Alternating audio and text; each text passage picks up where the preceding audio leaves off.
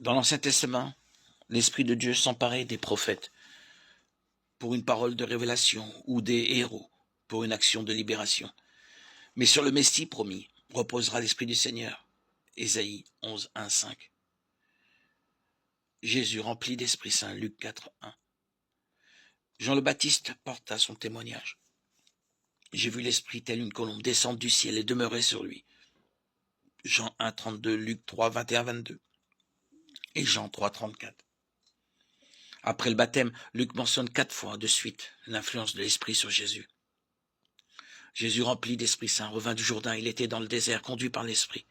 Alors Jésus, avec la puissance de l'Esprit, revint en Galilée. Il trouva le passage où il était écrit « L'Esprit du Seigneur est sur moi » Ésaïe 61. Il m'a envoyé, Luc 4, 1, 14. Les rois, les prophètes et les prêtres de l'Ancien Testament étaient consacrés par une onction d'huile.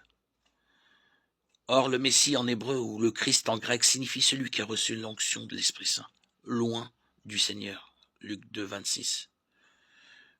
Moshiach en hébreu, qui a été oint, comme un parfum qui pénètre tout le corps. L'Esprit de Dieu saisit Jésus. En se laissant prendre par cet esprit, Jésus est pleinement lui-même, le Fils. À l'instant même, Jésus exulta sous l'action de l'Esprit Saint et dit « Je te loue, Père, d'avoir révélé les secrets du royaume au tout-petit » Luc 10, 21. Il est important de prendre sa vie en main, de ne plus être dépendant, de se sentir responsable et actif, mais au cœur d'une vie adulte, libre et décidée. Il devrait y avoir une zone secrète où, au contraire, on se laisse prendre, guidé par une force qui vient du plus profond de soi et qui, pourtant, paraît venir d'ailleurs.